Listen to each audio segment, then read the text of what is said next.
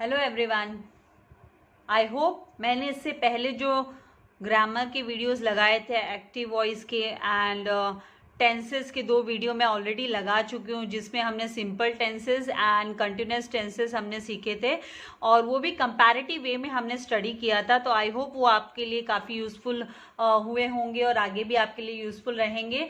तो ये आज जो है हम परफेक्ट टेंसेस के बारे में कंपैरेटिव स्टडी करने वाले हैं। तो इसका एक्सप्लेनेशन स्टार्ट करने से पहले मैं आपसे रिक्वेस्ट करूँगी कि अगर आप चैनल पर नए हो और आपने चैनल सब्सक्राइब नहीं किया है तो चैनल को सब्सक्राइब कर जल्दी से बेल आइकन बटन को प्रेस कर दीजिए ताकि आपको लेटेस्ट वीडियो के नोटिफिकेशंस मिलते रहे। वीडियो को लाइक करना एंड शेयर करना नहीं भूलना है। तो डियर वंस, मैं आप लोगों से बता देना चाहती हूँ कि टेंसेस का जो है वो बहुत ही हमारे लिए इम्पॉर्टेंट है, ग्रामर का पार्ट है, जिस टेंसेस के आधार पर ही हम जो है हमारे स्पीकिंग स्किल जो है वो इम्प्रूव होती है एंड साथ ही हमें अगर कोई राइटिंग स्किल है उसमें भी हमारे इम्प्रूवमेंट आता है। हम अपने जो एक्सपीरियंसेस है उनको काफ़ी अच्छे से हम एक्सप्रेस कर सकते हैं जब हमें टेंसेस के बारे में काफ़ी जानकारी होती है। तो यहाँ पर हम जो है प्रेजेंट परफेक्ट टेंस, तो इसमें आप लोगों को इन शॉर्ट आपको क्या ध्यान में रखना है।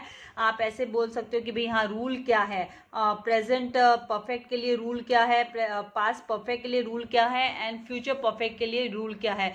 तो यहाँ पर हम देखेंगे कि प्रेजेंट परफेक्ट में आप लोगों को HAVE हैव का हम यूज करते हैं एंड हैज का यूज करते हैं। हैव नहीं तो हैज का यूज किया जाता है एंड प्लस यहाँ पर जो पास्ट पार्टिसिपल का यूज होता है, जैसे third form of the verb हम जिसे बोलते हैं उसे पास्ट पार्टिसिपल भी बोला जाता है। तो third form of the verb का यूज किया जाता है। जैसे हमने बोला लव, तो लव का सेकंड फॉर्म ऑफ वर्ब होगा loved and third form of the verb भी होगा लव्ड। तो यहाँ पर हम EDN EEN से एंड होने वाली स्पेलिंग्स जो हेल्पिंग वर्ब्स है उसका यूज करते हैं।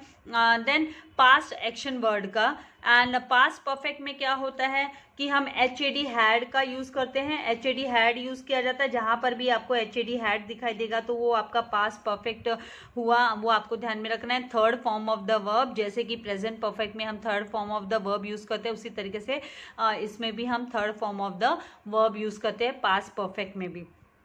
एंड फ्यूचर की अगर हम बात करें तो फ्यूचर में भी यही रूल है, लेकिन फ्यूचर में क्या किया जाता है, शैल या विल के साथ हम स्टार्ट करते हैं एंड देन प्लस हमें HAVE हैव का यूज करना होता है स्टेटमेंट तैयार करने के लिए।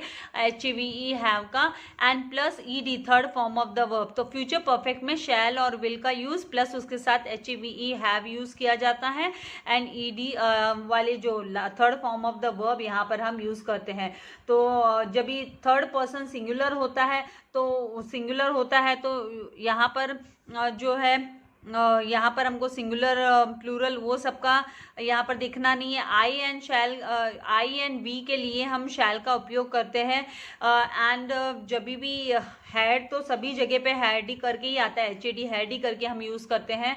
And HAVE have and has में क्या होता है, जब फर्स्ट पर्सन होता है तो हम हैव यूज करते हैं, थर्ड पर्सन के लिए हम हैज यूज करते हैं।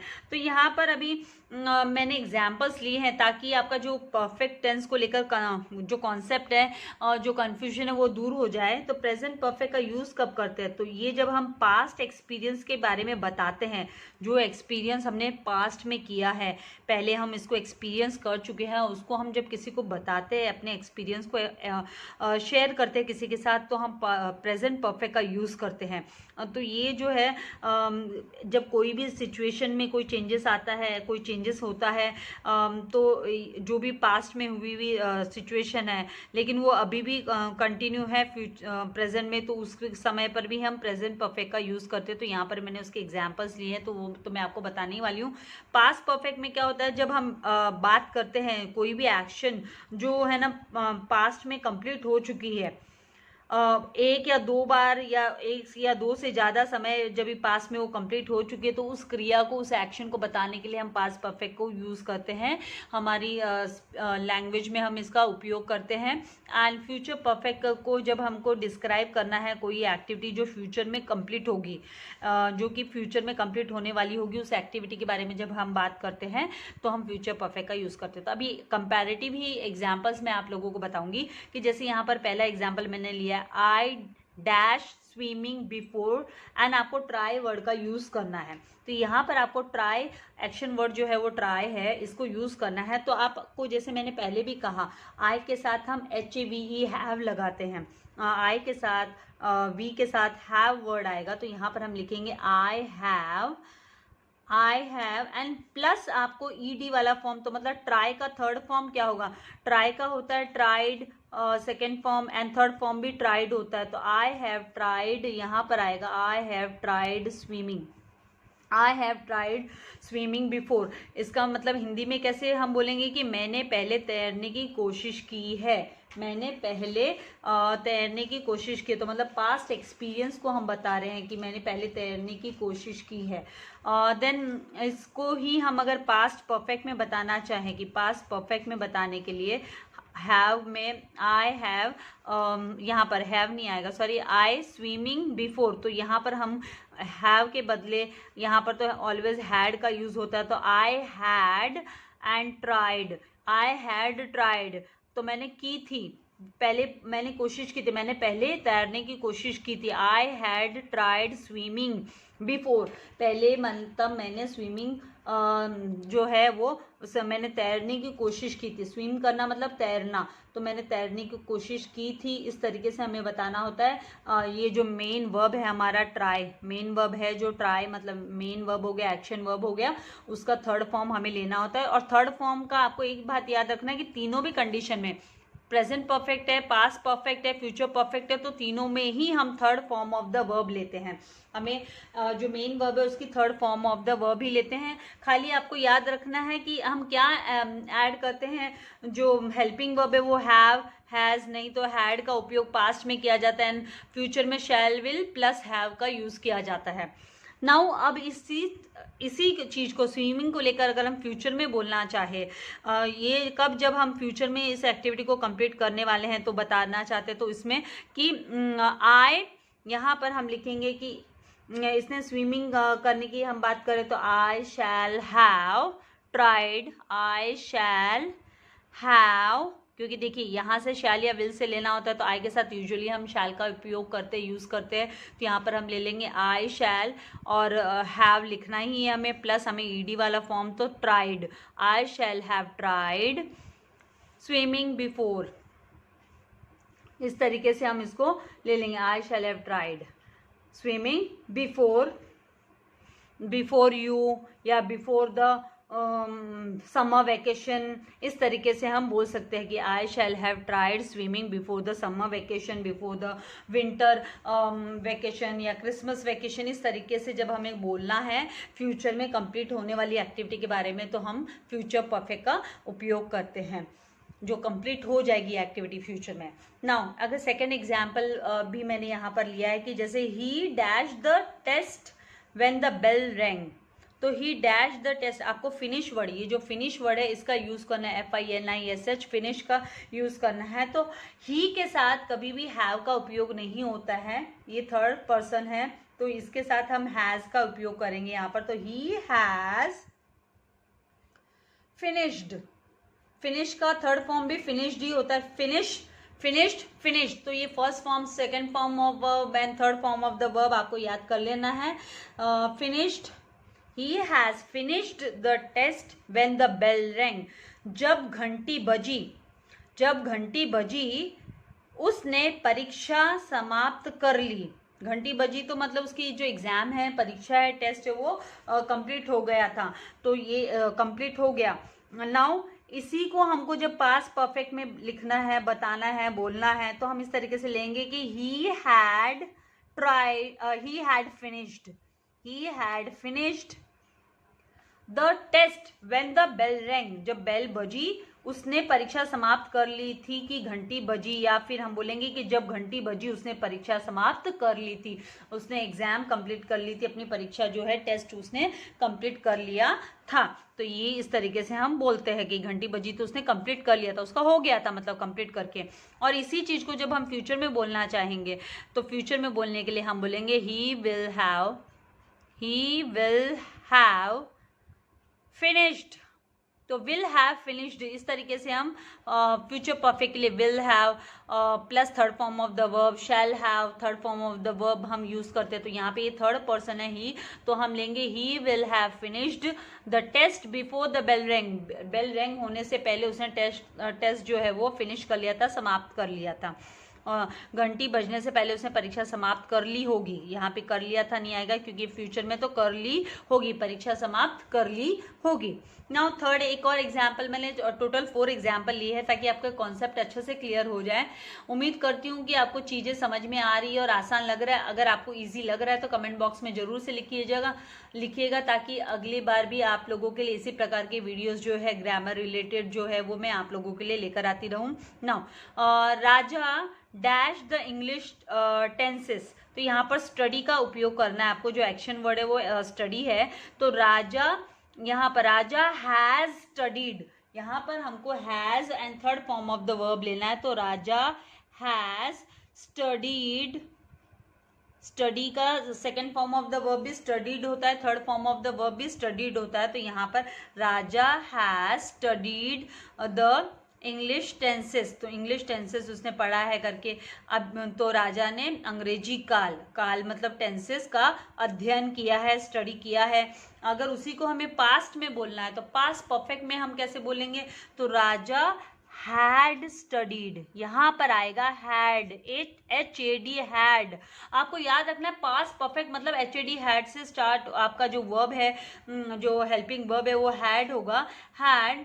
और मेन वर्ब हमको third form of the verb लेना है, तो had studied, Raja had studied the English tenses.